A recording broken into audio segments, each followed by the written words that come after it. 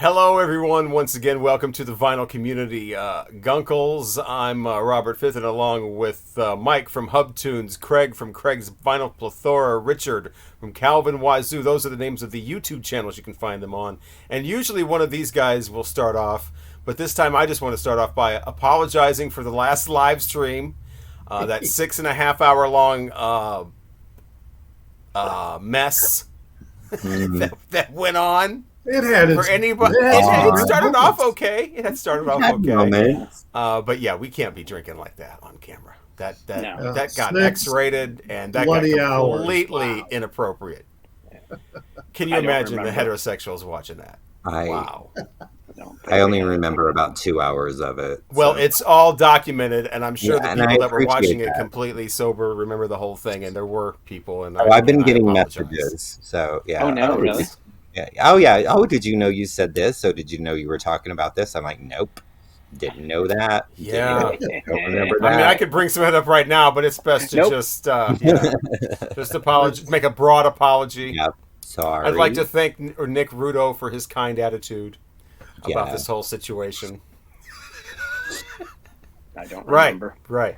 But we'll do it again. I made somebody said they called him Nicky. It turned into a Prince Darling Nikki reference, but I forgot to mention that it was Darling Nikki, and yeah, so maybe people didn't get the... Anyway, catch the Guncles live next time. Yeah, the sober we won't be as long. We're drunk. No, it will not be. Wow. Okay, so today... we've got the. It's a much more. It feels much more subdued. Like we brought it down like 7 notches instead of just 2. Should I get a drink? We get a marching band. No, I was thinking more of a marching band or some other kind of excitement. Maybe we can get a stripper or something, or no, not a stripper. I don't know. Anyway, coming up, we've got the album review, where all 4 of us will review an album that one of us chose.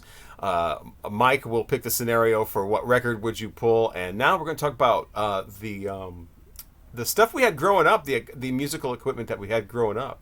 Who wants to tackle that?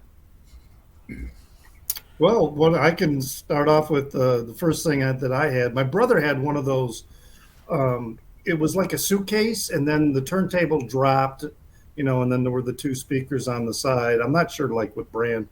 But I didn't have anything until my parents upgraded their stereo. They bought, I can remember this thing when I was like 4 or 5 years old. And it was this Sears Silvertone like console stereo.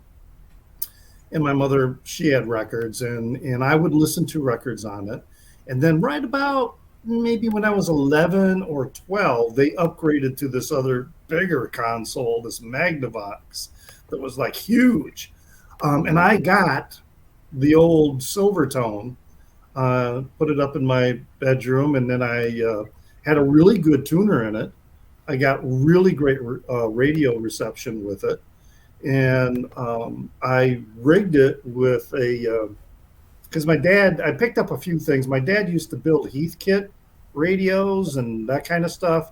And so I got a headphone jack and rigged it into the stereo. And then I could listen to my records without anybody else in the house, hearing what I was listening to, which was probably a good thing. Right, yeah. But yeah, those days. That's what I had all the way, through high school. And by the time I started going to college, I did not have a stereo to take with me to college, even though I had a bunch of records. And everybody else in the, the dorm, they had Marantzes and Kenwoods and, all this. Damn. Yeah. Wow. What college did you go to? Like Western Michigan. Oh, wow. Not a fancy school. I went to it solely because I don't know. They had some Marantz dorms, right?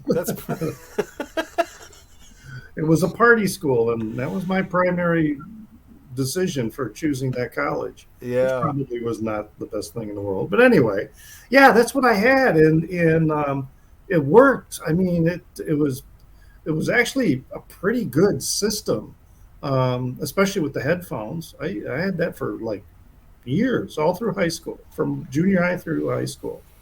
Listened to a lot of records on that.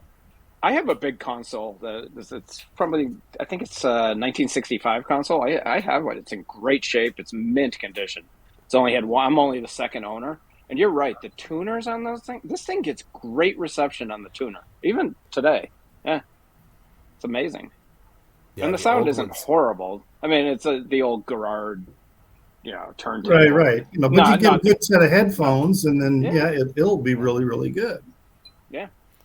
Those things always had that smell of, when you opened up the cabinet, that kind of motorized, from that old turntable with the tubes and, the whole thing. Like the ozone, kind of an ozone smell, electric smell. Yeah. Kind of like an electric motor type from ye old days, But yeah, we had one of those too. There's a picture of me standing in front of it, like dancing around in a plaid suit. Oh. But, you could never tell what those were until you lifted up the lid. Yeah. And then all of a sudden it's this like wonderland of like 8-track players and receivers and turntables and all this stuff. And, you close it and it just looks like a cabinet or whatever, or maybe on some legs or whatever. But they used to have the carpet, the felt the fronts that covered up the speakers. So you couldn't even see the speakers. So, in a lot of them. So, right. I always thought that was kind of, it's almost like the fact that people were trying to hide the fact they had a stereo. Or something or whatever. People would quit using them and just put like a cloth over top. Yeah, that was kind of the mid-century modern way of, I guess, of doing that kind of furniture. Yeah. Well, they had like the TVs as well, so where it was all about everything just being wood and boxed in and being like fancy furniture. Yeah, so, with like a screen this size, and then the cabinet. Yeah, and then like, everything. Yeah, like it was huge. Like because we had several of those throughout the years. But my mom used to tell me about this thing they used to sell that people would put on their TVs in the 50s because TVs were smaller, and so they had these things that you would see people putting on their TVs. That was like a big magnifying glass, and it fit over your screen, and it was like, go right. Yeah, and it made this like, I don't know. You were like looking at basically a magnified picture of what was already being transmitted on your 1953, TV set or whatever. But that was for the... My dad had one of those around probably up until about 15 years ago. We finally made him throw it away. That man never threw shit away. Throw it away? I thought those are... We didn't have anything we could put it on either, so it was just kind of like, what is this? A truck to the antique mall is what I would have put it on, or the that stereo Museum of Television History or something. Man, that stereo that I grew up with, I found a couple places that they were already sold, but they were listings of it, and they were selling like $400 to $500. Yeah. Oh, any old thing. I mean, a sign that used to be on a TV would be like, the little thing, the little card that came with it would be, worth something. But to somebody, at least that's the rumor. But yeah, so who else? I mean, I we all had the cabinet thing, right? At one point in our lives. Yeah. Did everybody have an 8-track player, or was that just ours? Because ours had ours had the 8-track in the side. Okay. Yeah, and then ours actually had a cassette player too, so it was like it was really fancy, and all three of them and the tuner. So I would guess late 70s. I don't really know. It just sat in our living room all the time. And then that's what I was going to say. My mom and dad weren't huge music fans at all, so it got a cloth over the top it, and it became like a table thing that they put, and there were like ceramics and and it never moved, so it was never played. There's there's a picture of me when I was like 3 in front of it, or 4, and that was like the last time because I made them play it. I would make when I was a little kid, I would make them play that, and that's probably the last time it was played. So. Well, they had a section where you could store, records. And what my mom had, she had those box sets of like, the Golden Treasury or whatever. But she had like a Liberace box set. She had a Benavani box set. Rummage sale specials now. I mean, even then, really. Yeah. So she had all those in there, because she was a record listener, I guess. Yeah. Yeah, Reader's Digest box sets. Reader's Digest. Oh, yes. Yeah. And I found out, those aren't even. It's like the thing they did later on with the '50s music. A lot of those aren't even the original, like whoever's, like Mel Torme or whoever. Yeah. because later on you see him and it says like the Reader's Digest version, like the Reader's Digest version of the song. Tons of those.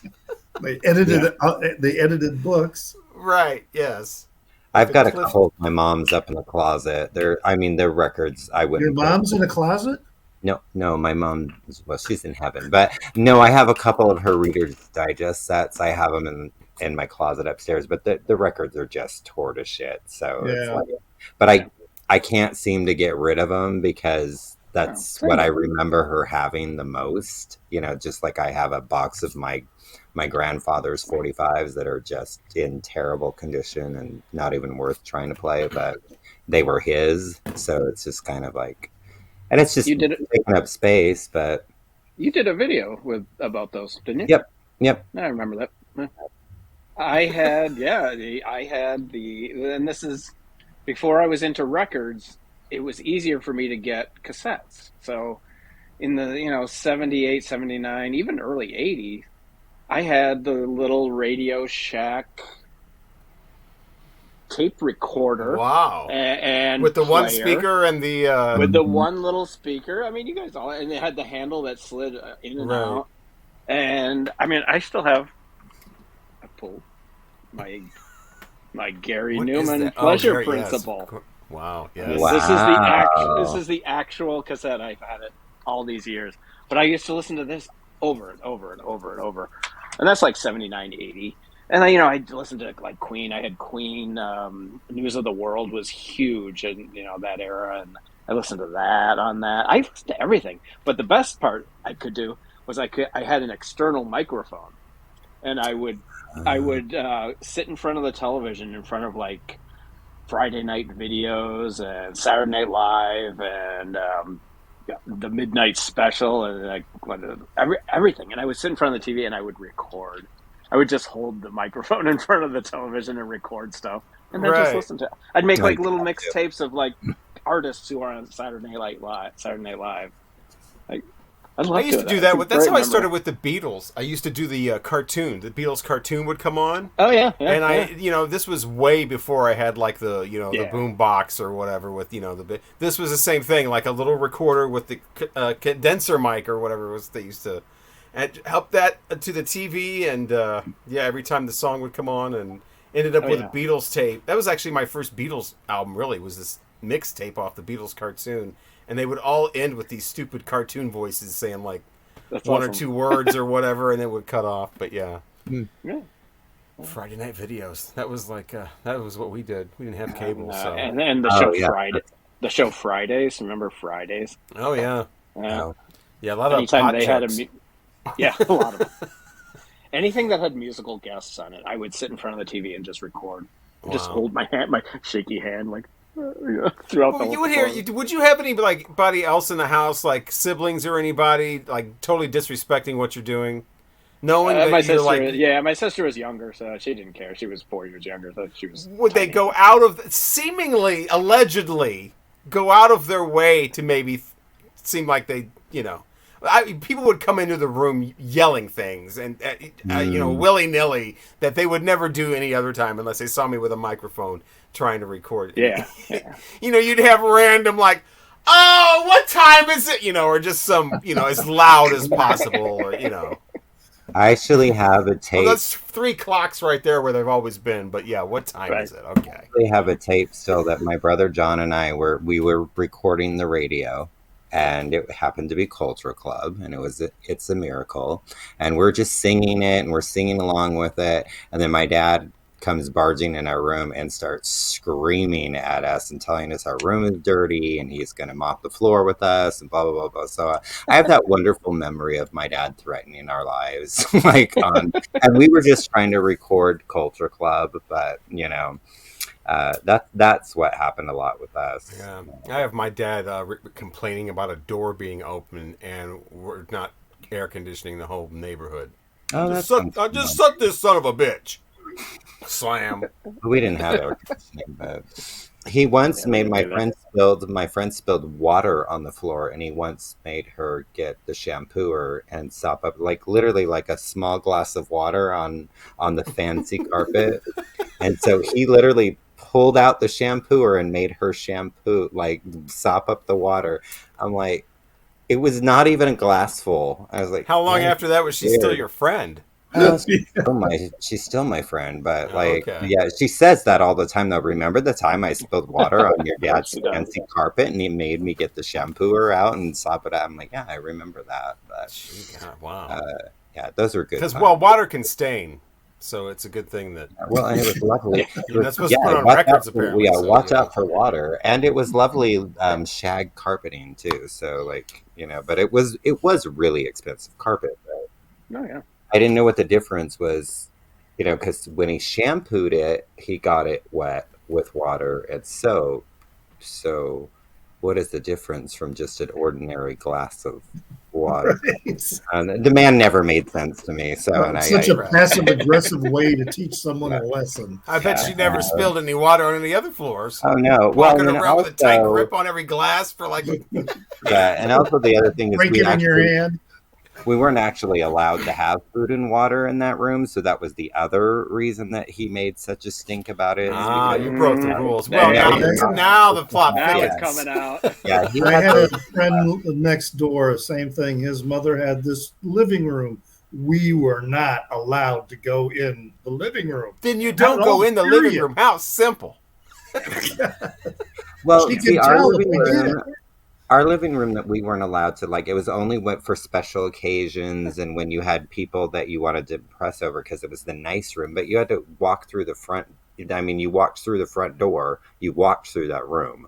And then we had an adjacent family room that everybody was allowed to be in. But that front room, we weren't allowed to be in there. And it was the really fancy furniture. I actually have the couch in my living room. We didn't have that room. But yeah, I was so excited when I got that couch, and I'm like, I can sit on it now. But we had the room the whole family was in, but our house didn't come with the other room with the fancy furniture in it. Yeah, well, it was built on too, so it was because yeah. Anybody else? I had the close and play. Was my first. Yeah. I mean, I was a child. I was 3. I couldn't even read the labels, but I would play the little 45s and close them. The needle was up here. So it was made for a child. So the needle's up here, and then the record's down here. It only plays 45s, and you have to literally close it, and then it plays the 45. So the needle is just a little cartridge attached to the lid, at the top, and it just scoots over and very high fidelity. I never had one of those. I didn't either. I mean, my first was this blue. It was just a radio, but I thought I was so cool. I think I sent you guys, and I don't even know what the brand was or anything. It's this blue radio with a handle, and that was the first thing that I ever had and it was just listening to the radio. But this is actually in the picture of me with my close and play. This is the actual 45. That's cool. That's nice. There's my 45s from my 3-year-old, 4-year-old self there, my whole collection. Wow. So, yeah, good times. That's cool. But yeah. I didn't show the back pockets. That's the best part. Anyway. So yeah, I mean, we had those, people treat their records with such care now and such what the used ones, people will have them in these sleeves and whatever. If they only knew how people treated that stuff. I mean, those record changers, those old ones where the record would just plop down on the one next to it and the one would be spinning, right? And this would plop down on it and it would still be stable and it would do that right. And it would, you just knew all that grit was just one record twisting into another like that. And that would happen every time it was played. Right. And these BSR needles that were our tone arms or whatever that were just grade and then C. even then, people would put a dime on top of the. Oh yeah. Right. So that because otherwise if you were jumping around or whatever. Right. That's why it's so hard to find some OG copies of some of the records from that era that are in playable condition. It's because everybody just wrecked them. And you can't tell if they just played them, but they didn't scratch them up or whatever. They can look great, but the grooves are ruined because they had these needles that just dug right in with, like you said, dimes on them, pushing them down in there. There would be a loud passage in a rock song or something like that. It would make the needle jump. And they'd be like, I'm not going to have that happen again. So on goes the dime. I got time to drop a dime on the drop a dime on Stylus. The alleged thing that was going on with the Robert Ludwig, Led Zeppelin 2s. Right. That the bass was so strong it made the needle jump off because that's what, like I was saying earlier, that's what my brother had. He had this, it was like a suitcase, and then the turntable came down, and But that's what made the needle jump on the Led Zeppelin 2, right? Was some executive brought it home to, well, it was wasn't it the main guy, right, from Atlantic, brought it home to his granddaughter, played it on her little granddaughter player, and it jumped, and so well, I don't think Led Zeppelin 2 was really made to be played on something like that. But that's why you get these records and they're just ruined, and you can clean them, and it doesn't matter. The grooves are just anything. The grooves are as big as the Grand Canyon. Well, they're just got that, I don't know, they got that hiss on them, like somebody played an old monophonic needle on it or something. It's just, I don't know, some of them are wrecked. I'm trying to get more into cleaning, though. I actually just got some of the homemade, I'm doing my own homemade stuff now for the first time. I'm just tired of getting these store-bought things and just, getting records gunked up and just, I don't know. So I'm taking Patrick the Vinyl Archivist advice with the 2 chemicals, and we'll see what happens. So, and I'm getting. Well, let us know. Yeah, let us know in the next episode. Yeah, absolutely. Do you guys? Anybody have an ultrasonic? No, I don't clean my records. I have a little solution and a brush. I always clean them, but no. I grew up using the disc washer. Putting a few drops on the disc washer. Those old brushes. Oh, I thought you said dish. Oh, I thought you meant like Dawn dishwashing liquid or something. No, there's people who do that. There are. I've seen that. I've been watching a lot of videos lately. People where they wash them in the sink. It's like I just can't soap with the Windex and the and the tap water and the good times with that stuff, and the crayons and the, I don't know, fry an egg on your record and peel it off, whatever the hell's going on next. I mean, how about some good old glue or something like that? I haven't tried any of that. I won't. But I did that once on a record that I didn't care about, and it made a mess.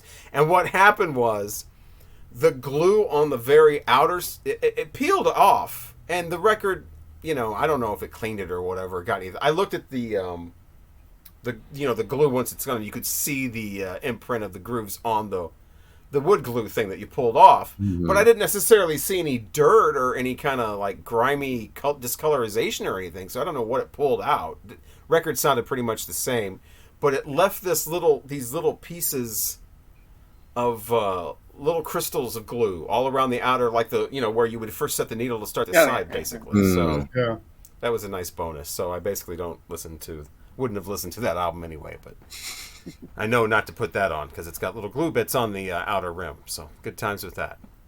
Don't try the glue I've method. been quite happy with my disc washer setup. I mean, I wash my records once and I pretty much don't need to wash them again afterwards. So right, yeah, that would be my thing. I would wash them once.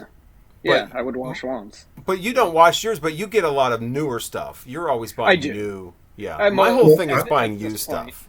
I watch the new ones too, though, because you'd be surprised how some of the new absolutely, they're filthy. Little bits of vinyl come out in the solution because they're filthy. The crap that's in there.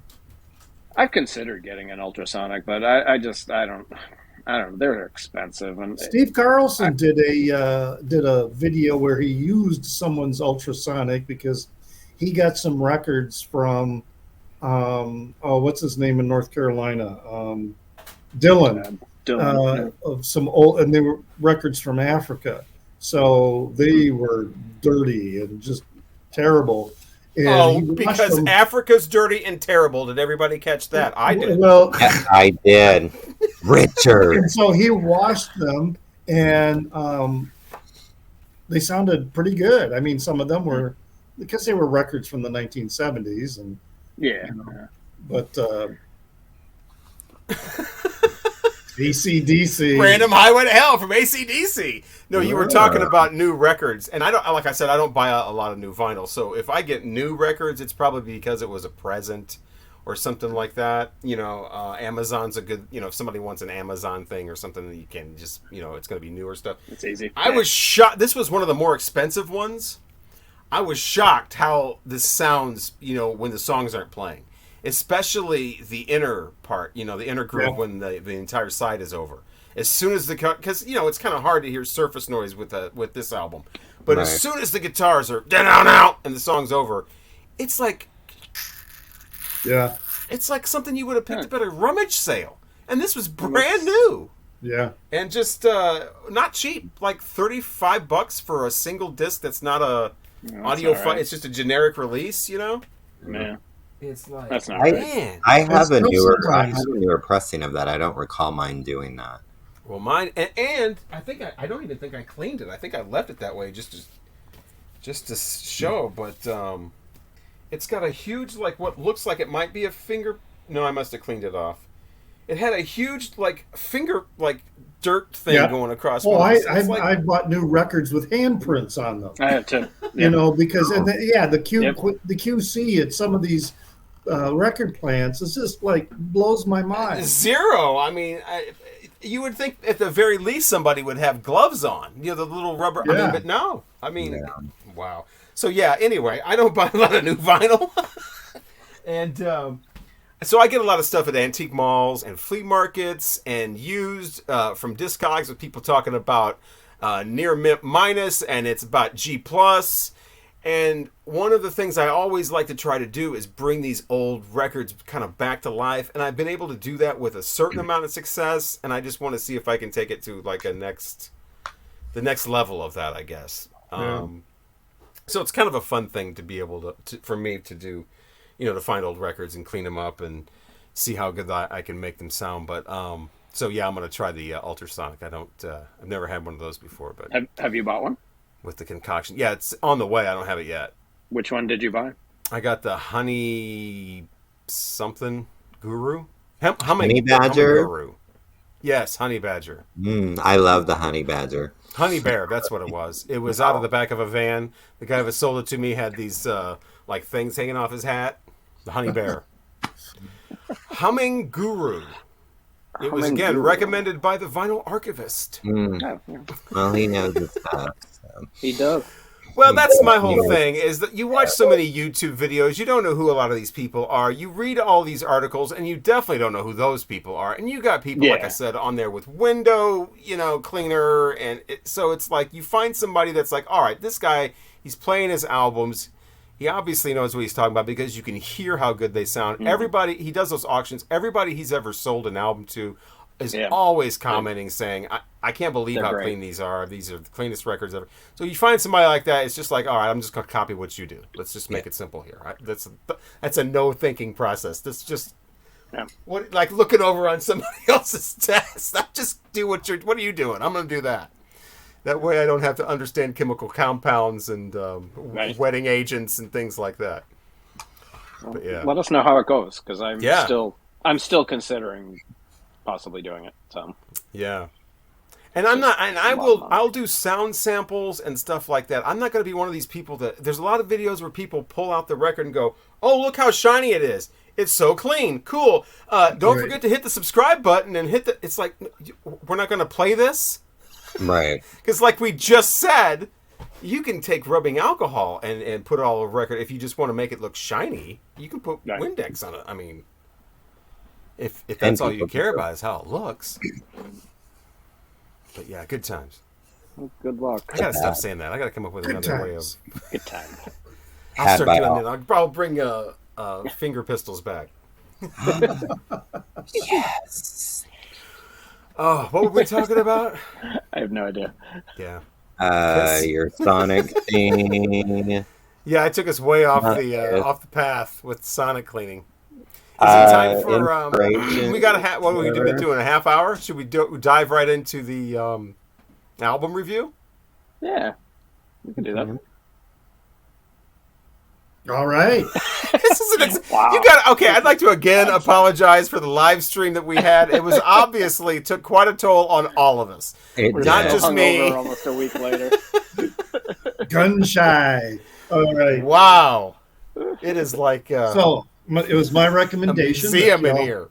You all listen to Car Seat Headrest, Twin Fantasy. Yes, here's where it gets interesting. Yeah. So, here we go. The big thing was I wanted you to listen to the 2018 release, not the 2011 release. That's not what you said? Yeah. Well, yes, it is. Because, mine says mirror to mirror, and there's the face-to-face one, but the easiest way to remember is the 2018 versus the 2011. No, I thought you said mirror to mirror. Right, yeah. Yeah. And that's the one I have. So my thing said that mirror to mirror was the 2011 one. I saw some videos about that, and they were saying the same thing. But this is the. So what's the difference? One of is the original recording. The 2011 is the original recording, and it's a little lo-fi. And then when Will Toledo signed with Matador Records, he took that record and went back into the studio and remastered it, tweaked some things. So there's some changes in lyrics. He changed some guitar parts, and then that was the one. So I don't know what the deal is on that, because this is my 2018. No, what I read on Wikipedia and what I saw on YouTube Music.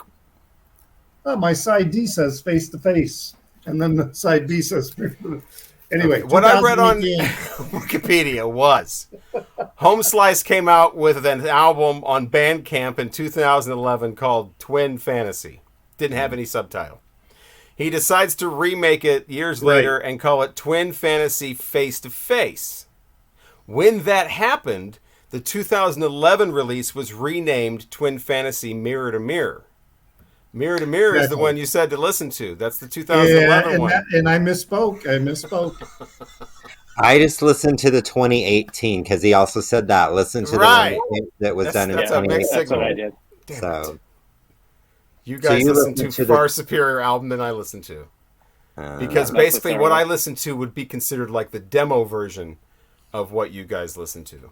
Hello, everyone. I am Robert from the future. And I have since listened to the 2018 version of Car Seat Headrest, Twin Fantasy, and I am now ready to give my review of that and infiltrate this broadcast with it. So I have listened to the one that everyone else was talking about, or is going to talk about, I guess. And basically the complaint I had with the original was I'm not a big fan of, lo-fi that's contrived and you want it to sound lo-fi, so that's what you're doing. I'd much rather the organic lo-fi, from the 60s or whatever. But that aside, this release basically expands and sounds more like a full album. It sounds like a more realized, produced album rather than somebody just clowning around with a tape recorder. So right there, it's a major, major improvement over what I heard before. The songs themselves are a lot of quirky kind of lyrics. Some of them work, some of them kind of don't with me. I want to give some examples. I know the guy, because I've already seen their reviews. I know the other guys will give some examples specifically, especially Richard, so I'll just let him do that. But I found some of the lyrics, like I said, some of them work, some of them didn't. The guy's voice is great when it has that produced sound on it. I don't know if that's a flange. I don't think it's a flange. I think it's more of like an ADR type a thing, but where it's like kind of doubled up there to sound like a choral effect. I think that sounds great with his voice, and the more that's used, the better the songs sound. When he does that kind of like low, kind of growling, moaning thing, then it gets that vocal fry in there that I already talked about. I cannot stand that type of vocal where it's got all that vocal fry in there because they want to sound weak or miserable or whatever. I just think there's better ways to my ears to reflect that than that sound. So hopefully he'll kind of grow out of that and really start to sing the entire song, because I noticed a motif of kind of like that type of thing mixed in with some great vocals. But I don't think there's one song that just has the vocal. He always kind of pulls back and goes into this kind of talking thing, or this kind of the mid singing that he does where he kind of sounds like this, blah, blah, blah. That's okay, but I really like it when he's got the effect and his voice is soaring. I think maybe he needs some more confidence. But the album is, like I said, definitely improvement. The song structures are interesting. I do like a lot of the way that it goes just ahead, like almost like a whiplash from one sound to another. There's a particular song, I can't remember which one it is specifically, but where it just keeps doing that while he repeats the same line over and over. I really wish he would have done something besides repeat the line. I think that kind of music, that kind of really fast, jarring kind of sounds like that really work better when you're changing the line and you're kind of going somewhere, like maybe in a confused thing, like you don't know where you're going or something. But anyway, I'm kind of reworking his album for him. But anyway, I've inserted myself into like the guys aren't really listening to me right now. They're listening to the review I gave before for the wrong album. So that's what they're reacting to. But anyway, so yeah, I think that it's obviously a major improvement and a pretty good listen too. I don't think we needed a 16-minute song and a 12-minute song. I think one extremely long song would do from this guy and his pals. But I know that the guys are going to talk about that "Stop Smoking" song and how they don't like it. It's still so much better on this one than it is on that earlier version of this album. But yeah, the earlier one I did not care for at all. I thought it was kind of gimmicky. This one, big improvement. It's interesting. I'd like to hear what else this guy does as he kind of progresses. He does kind of have kind of a youthful kind of sound, which, you get older, I can kind of relate to you more, I guess, at this point.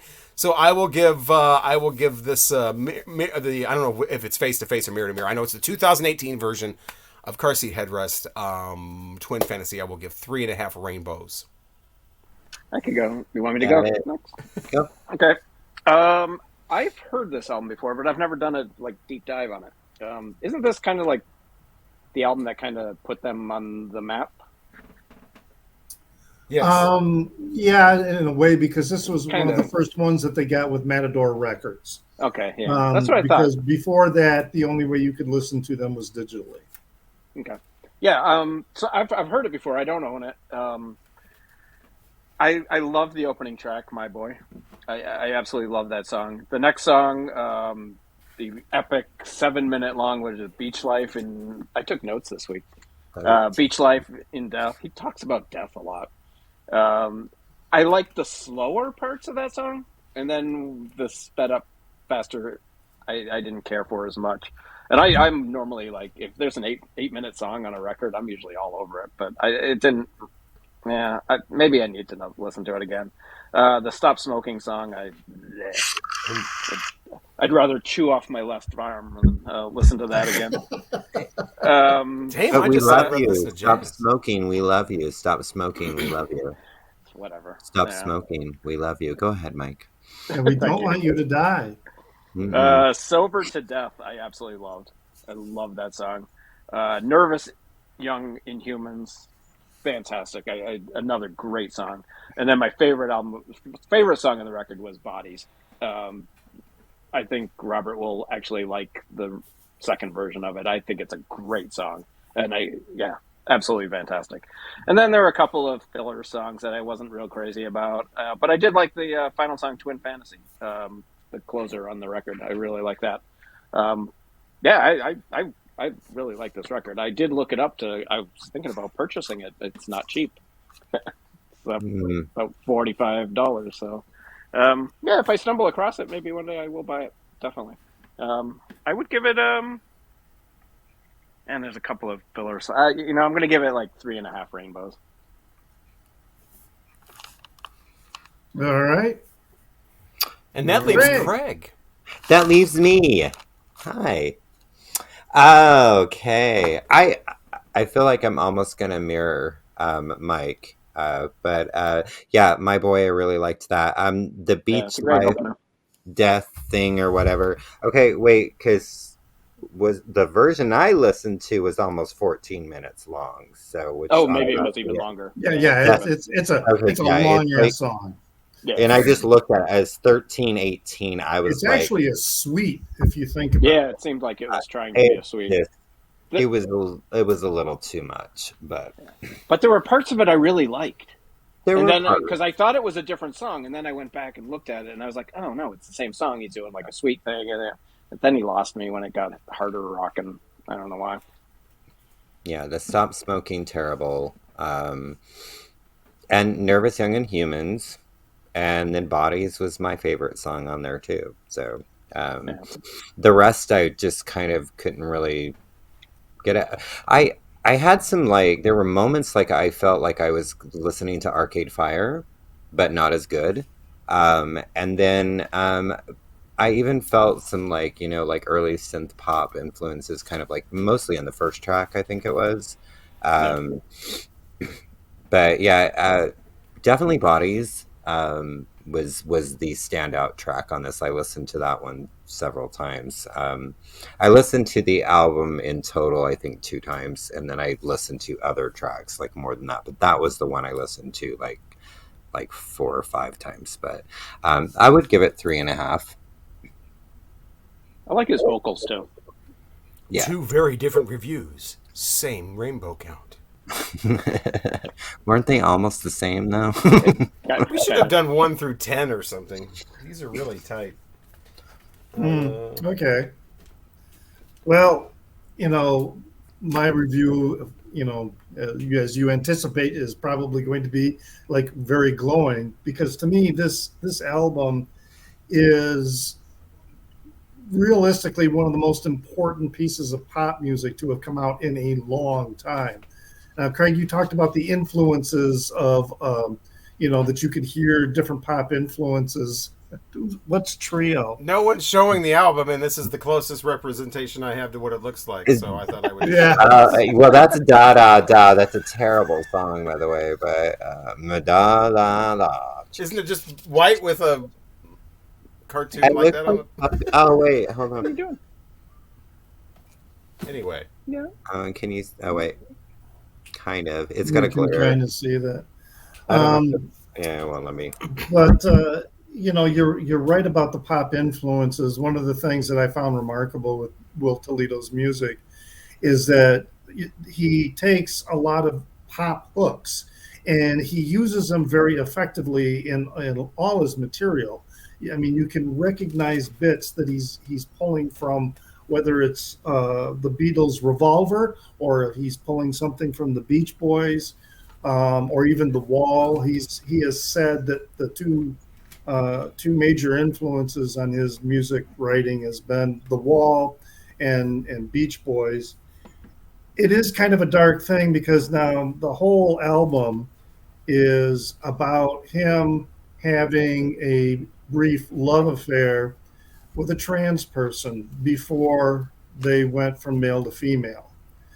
And so that whole storyline is going through there. And I get that. He's said in other interviews that part of the material on the album is very autobiographical, but part of it, is not. But Beach Life and Death, yeah, it's very much a sweet, and I just love how he works in the frenetic parts, and then you get this mundane response, like, what should I do? Eat breakfast. What should I do? Eat lunch. He's interspersing that there's all this wonderful thing that is going on in his life, but he still has life to live, and sometimes it just like really drags on. And I like the way he pulls that together. Last night I dreamed he was trying to kill you. I woke up and I was trying to kill you. Throwing in these lines and in the confusion that was going on. He has a lot of background also, and he's from not Lynchburg, from what's the name of that Virginia city? He's from the Bible Belt, and he's puts a lot of these influences in there. You're right about Bodies. That is one of the most incredible songs. I just love that line that, where he's talking about that, I'm so terrified, that my body will fall apart, and seeing them play this live was also a really amazing thing. High to Death, I love that line. We were wrecks before we crashed into each other. That line is so just really a gut punch in many ways. And then Famous Prophets, the ocean washed over your grave, the ocean washed open your grave. it's kind of like he's singing, he's the past and the love that he felt for this person. He wants to bury it, but at the same time keeps revealing it. And then there's the other side of it, that this person transitioned. So the ocean, the grave is the old self and then the new self, but his memory of that old person, is still there. The person who does most of the artwork, Kate Wirtz, is, while it's never been fully confirmed, that's who this is about. So, and he said in interviews, one with Anthony Fantano, that he does stay in contact with the person who is the subject of this album. And just about everybody believes that it's Kate Wirtz, who continues to do the artwork for the band, and has also, she did the artwork and the cover art for Madlow, Making a Door Less Open, which interestingly, I love that album too, Robert, but most Car Seat Headrest fans don't like it. And I'm like, to me, it's a really great album as well. But, I'm giving it 5 rainbows because I think it really is one of the most significant pieces of pop music. It's pure pop, no matter how you look at it. Yeah. It's pure pop music. And it's structured, it's not verse, chorus. These songs, it's pop, but the structure is so interesting and fluid.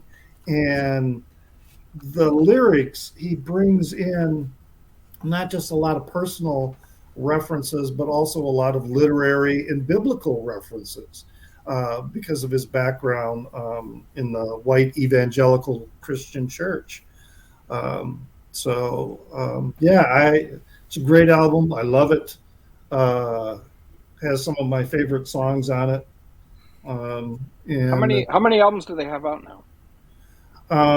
There's 4? So there's Twin Fantasy, and then there is Teens of Style, which is another group of songs that he took from his earlier digital lo-fi releases, polished them up, because Matador, he just signed with Matador. They wanted something fast, so he did that, put that out. And then came Teens of Denial, which was the first original Car Seat Headrest record. It's a double album. That's a great one. That's probably a fan favorite of all the fans. Most of the fans like that one the best. And then Madlow. There were some other things that he did that are digitally, like he did some covers of some David Bowie songs and Beach Boys songs, calling them Madlow influences, that kind of thing. But yeah, some of his early stuff though, the lo-fi stuff is actually really lo-fi, because what he did is he laid down all the instrument tracks in his bedroom, and then he would go into his car, drive out somewhere where he was alone, and he would record the vocals inside his car so that he could scream and not disturb his parents. And so that's where that explains things, Robert. Yeah.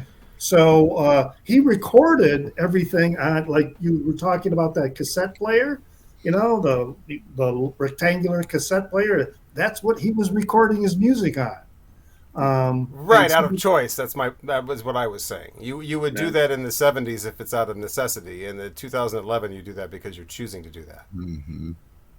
Well, I suppose, I guess, though, when you're in high school and living at home, I'm not sure what other recording equipment access you would have.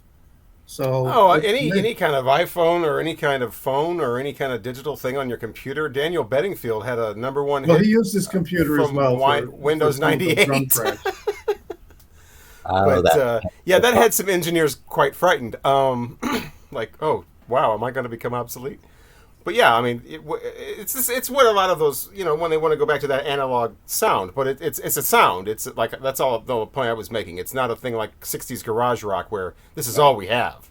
Right. And we're just rocking so powerful that it's overpowering our our limited, technology because we're the Trogs. Right. And you're going to see them very soon, aren't you, Richard? Yes, for the second time. They're playing a very small bar. You were saying the bar is really quite small? Yeah, they're playing outside at aren't you seeing them at Out of Space in Evanston? No, they're playing. I really? checked. I asked them. They're playing in the bar that the Out of Space is affiliated with. It's just called Space. Right. Yeah. So this is like and it's got me really intrigued because it's going to be great. That they place already only holds did a tour. They already did a tour. They played 2 nights in Chicago. Why are they playing this tiny little venue where there probably can't fit more than a couple hundred people? It's maybe 150 at max. Yeah, it's a wonderful I'm place. kind of wondering if they're testing some new material and they're getting ready to release something new. I don't know. Doesn't he wear like helmets? Doesn't he like wear helmets and cover his head? And he's part of the furry community. Yes. Okay. So well, I remember seeing like the clip from like one of the concerts that you went, or the concert. He adopted this persona where he wears a mask. It's like a dog mask. It's electronic. So I didn't like that. I guess he might have some performance anxiety, so this helps him. I don't know exactly, but the band members are all pretty quirky. They've got this other project called One Trait Danger, which is kind of like Gorillas, a little bit of it's like a comic persona or something like that, but it's all just silly music.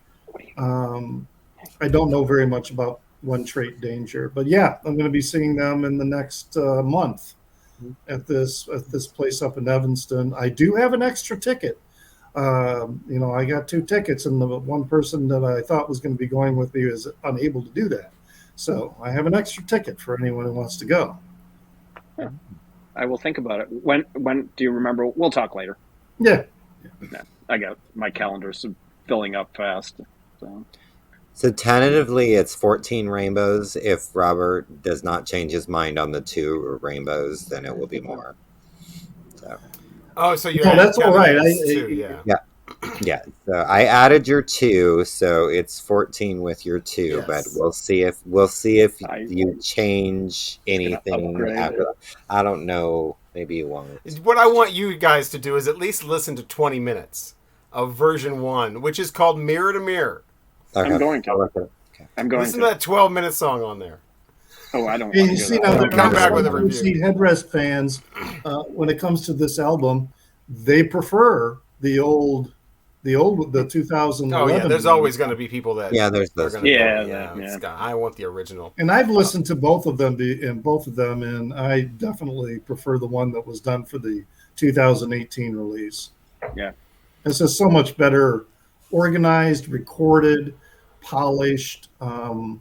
Even the guitar parts that he changed. It's basically let's take out the lo-fi aspect. Yeah. Which is the thing that I found completely, just redundant through the whole thing, but I'm listening to a completely different album. Okay, so the album I want everyone to listen to, I think there's only one of these. There might be a bonus one with like 2 discs or something. First I have to ask, it's okay if we do albums from people of color, like non-whites? We haven't done any yet. I think that's okay. I wanted to make sure. Jesus. We haven't, huh? Didn't want to offend anybody. Oh, wow. The fact that you're asking that question, I was making a point. Thank you. I was being sassy. Wow. I'm ready. Curtis Mayfield, Superfly from 1972 with the flip. Nice. Yeah, why not? Curtis Mayfield, of course, released a box. Well, he didn't, but somebody did. Released a box set of like 5 of his albums. So in the last few years or so, a lot of Vinyl Community videos about the albums Curtis and Roots, and I think Future Shock is in there, and a couple others, which those are all great. This one's not in there. I think this one kind of stands out on its own. So I'd be interested to see change it up a little bit, the sound of things. Nice. And 1972's Superfly from Curtis Mayfield. There should be 9. Wait a minute. 9 tracks. There's probably a version with like 25 tracks. You just need the first 9. Yeah. Track 2, it's Summertime. That would be a Windows Up song. Track 2. It's called Pusher Man. I'm driving through Rogers Park. Any park. That is a Windows Up song. I think that's the only one, yes. Oh, fun. Good record. And if you haven't seen the movie Superfly, unfortunately the lyrics are so explicit to, not explicit like dirty, but explicit to the plot of the movie. It basically tells the movie, so there's all kinds of spoiler alerts, unfortunately. When you see a title like Freddy's Dead... the movie either, so... Well, yeah, when you see a title like Freddy's Dead, I mean, obviously you see a character in the movie named Freddy. Oh, we're not talking about Krueger, though. No. Because there is Freddy's Dead again. Yeah. It's a fun movie. Freddy lives. No, Freddy dies and he doesn't come back. Launched the entire genre of blaxploitation. Really did. Yeah. Yeah. Well, this was the one that took it to like kind of a controversial thing. There's a section in this movie where there's like basically it was one of the like early MTV montages that they always used to do in 80s movies, where they would show like the crew working and building on getting the camp together, and there would be a song playing. This was a montage of people doing cocaine. And it was just like nonstop, everybody just big smiles on their faces, and, you know, uptown people, downtown people, old people, white people, all people of all races, everybody's just loving the cocaine. And this goes on for like it's a music video for cocaine. And it was that kind of a thing where the blaxploitation got to the point where it was like, okay, this is absolutely exploitation. Whereas like earlier, like something like Shaft was still considered like a raw report from the street. This is where things started getting shady, you know, kind of. I forgot that Shaft came out first. Pam Grier next, and Coffee Brown. She's my sister, and she's a whole lot of woman. Things like that. Yeah, Curtis Mayfield and Isaac Hayes together, they were a big songwriting team at I think it's great the way that he was able to take because I always talked about all those other great albums, but the way on this one he was able to take something like sort of like by order, you know, and say we need a song about this, we need a song about this, we need and actually really it's more than a soundtrack; it's actually more of a score, and it works. Well, I'll review it later. No. I love his album. I love his album, Curtis. Where he's in the yellow outfit. That's Windows Up right away. Great record. So damn good. I mean, don't even put that on and play it for 10 seconds with the Windows. It's such a great record. Right away. I love it. Yeah, that's I was introduced to him with a compilation, a 2 CD compilation that came out probably 91. I still have it, but it had all those great. It had the first disc is the Impressions, and then the second disc is him solo, and it was just like wow. Yeah. You know, I'd only known like 3 songs or something, and I mean, by the time a month went by, I'd known like all like 45 songs on the CD. So anyway, so now we're done with that. It's time to wrap things up with our latest game called "What Album Would You Pull?" where one of us comes up with some wacky, or maybe not so wacky, maybe it's tragic and serious scenario, and we have to decide what album would we pull. This time around, it's Mike that came up with the scenario. My turn. Yes. Yes. So, what album would you pull to get your best friend is getting married? He's marrying the love of his life. You have to give them one of your records from your collection as a wedding gift. Which one would you pick? Like our own personal best friend? Your best friend. Give them the album. Now, do I approve? So we would all have different kind of scenarios with that because we all. Yeah, I'm just like, do I approve of this marriage? That's up to you. So okay, let's see. What am I going to give? Wow, I'm really drawn up. I don't even know anymore. Wow, I mean, it wasn't supposed to be complicated, guys. Well, it's very broad. Good one. I'm trying to literally think of my best friend. Yeah. It's not gonna. Whoa. I think this. Okay. I think I got it. Oh, I'm getting close. All right. You know, maybe when we do this from now on, maybe we should do the scenario at the beginning, so you guys have time to think about it, and then we'll show our records at the end. True. I mean I like that. We could just tell each other what the scenario is going to be before we make the dumb videos. I know. I like the on the spot type of thing though. You gotta kind of like think about it for a second. So yeah, I've been thinking about it all week because I knew I kind of thought about it on right after we made our video last week, and I was like, what am I going to pick? And then as soon as I thought, I knew exactly which one I wanted. I almost want to be sarcastic though. I think I picked a good one, but now I want to be a dick. I'm basically giving someone advice on marriage is the way that I've taken this. What's your take on marriage? What would you pass that along to somebody else in album form? Where's my ministry?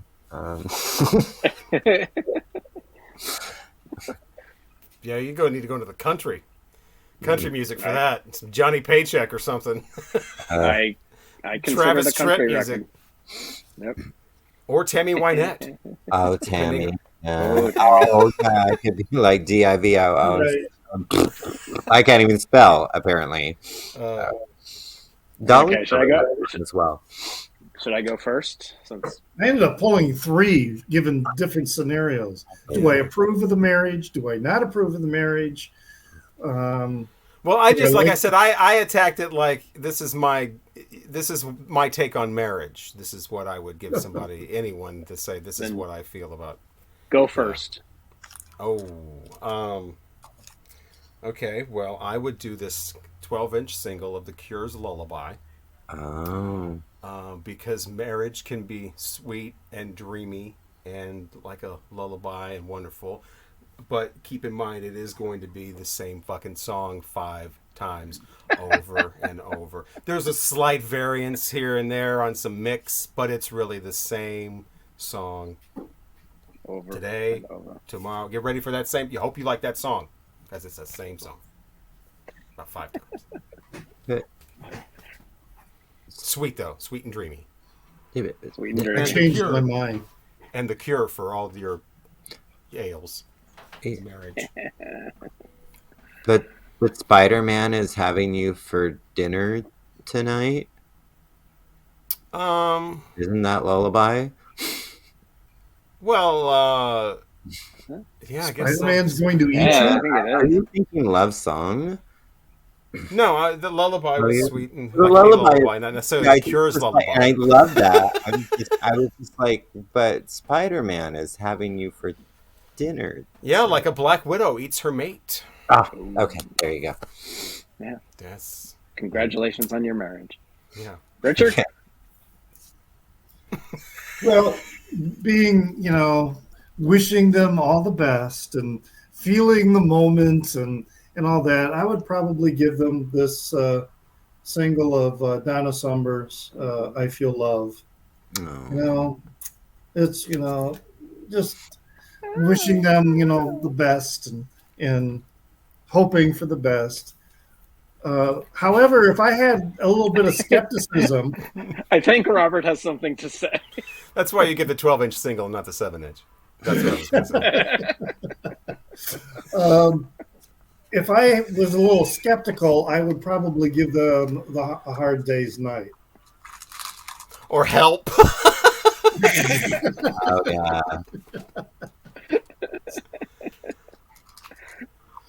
Yeah. I thought about well done.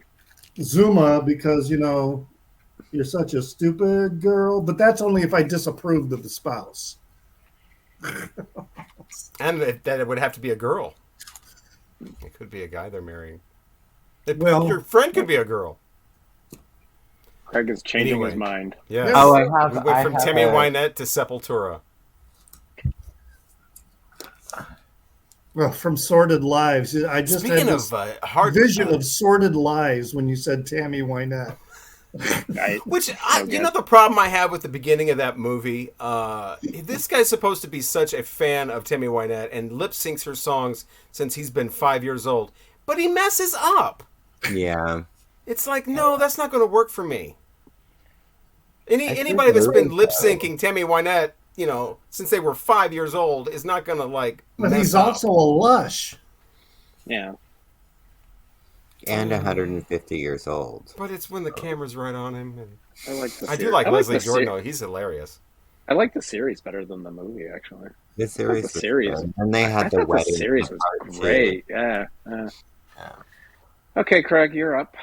Well, I mean, I had one just because I think it would be nice to, just listen to, your newlywed, and you're gonna maybe have your first romantic evening, after you get married and everything's calmed down. But I'll save that because now I think I should also torture them. And I think that they might enjoy some Rick Astley. And because sometimes pull out my toot. I actually I almost did this again. All right, just because we love that. But yeah, sometimes Rick Astley, never gonna give you up. You can hear your cry for help. Together forever. Yeah, Cry for Help unfortunately is not on this album, but still it's Rick, and I actually really, really do love him, but so I probably would just get them a copy and not give them mine. But I think this would be nice for a nice romantic, just because it's just a really Lee Moses's time and place. So, and I just love the way he sings California Dreamin'. So I don't know. I just think that would be a nice little, just chill and drink some wine, and here you go. Enjoy your first romantical evening together. Two Sorted Lives, the movie and the autographed series Blu-ray. Oh, there's a series? I didn't know. Yeah, but Delta Burke's not in the series, right? No, she's not. No. The series is great. I think it's really well done. And then there was the other movie too. Yeah, they made another movie. Wedding something, Sorted I didn't Wedding. think that one was as... Yeah, it wasn't as good. No, but I mean, but was Olivia wasn't in the series either, was she? It says, it shows her. Or is she? I've only seen it once, so... Yeah, me too. Yeah, I mean, but she had some good songs in the movie. She was great. Ain't it a bitch, living our sorted lives, or whatever the hell she said. Yeah, I really want to watch that. Yeah, good times. But also, while we're talking about albums, though, real quick before we go. Oh, wait a minute, you still got your scenario. I have to. Your album, yeah. Push Mike out. What the? Love Stinks. Love Stinks, the Jay Giles band. Yeah. Enough said. Great album. Great band. Is it all the way through? I've never heard that. I know the song. Yeah, Just Can't Wait, Come Back, Nighttime, Taking You Down. Yeah, no, Love Stinks. Well, I don't know those.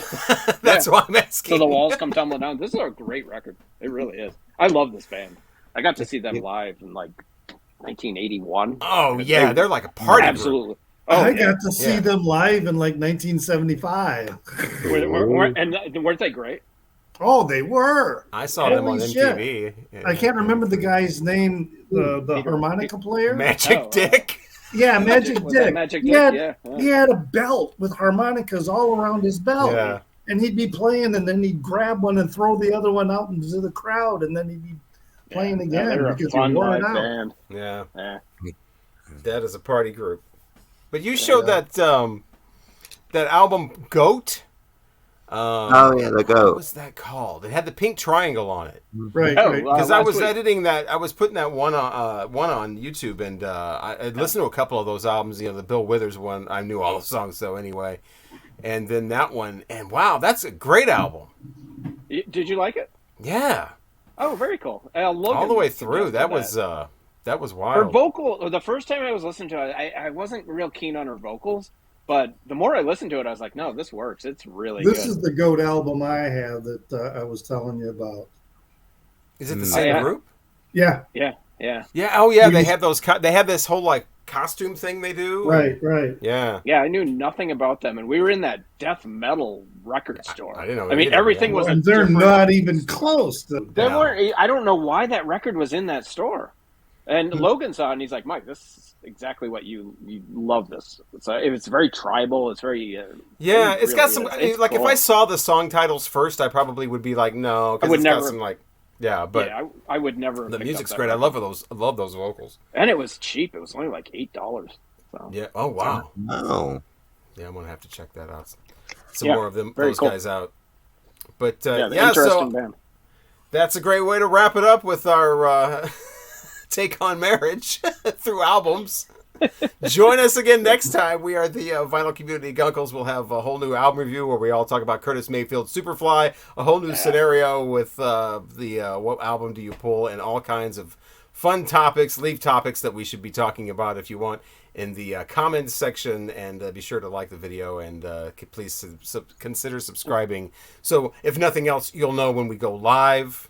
Once again, that's important. That's not nobody wants to miss that. Yeah, no. No. Lesson learned. Who's the grown up here? That's what we got to find a grown up that makes sure that kind of thing doesn't happen again. You're all responsible for your own asses. Oh, that sounds like something a grown up would say. Once again, we are the. I think we had fun. I believe we had fun. I mean, that thing about the phone book, though, that's going to, and that was mild compared to some of the other stuff. Editing is a skill. Yes. It is. This was live, though. That was the whole point. Well, hey, if you're not there for it, you might not ever see it. Yeah. Oh, you're talking about yes, absolutely. Yeah. Who knows? Got to tune in. FOMO. You never know what that's called. FOMO with the. Give me some more FOMO. Right. Yeah. FOMOs with the homos. All right, this is the Vinyl Community. Can we put that in the title? Homo FOMO? You guys know what FOMO is, right? It's fear of missing out. Yeah, fear of missing out. Everybody talks about that's the new buzzword. People that used to say things like think outside the box are now saying things like FOMO. Does it have the FOMO aspect? Yeah. Never that either. Whoop-de-doo. I'm Robert Fithen, along with Craig from Craig's Vinyl Plethora. Oh, wait a minute. You guys introduce yourselves at the end. I forgot what we're doing here. We do? I'm Robert Fithen. We along do? with... you always just say, hi! In the beginning, not the end. Oh, yeah, you're right. We do kind of subtype. Yeah, bye. I'm Craig. Thanks. I'm Mike from Hub Tunes. And Richard from Kelvin Wazoo.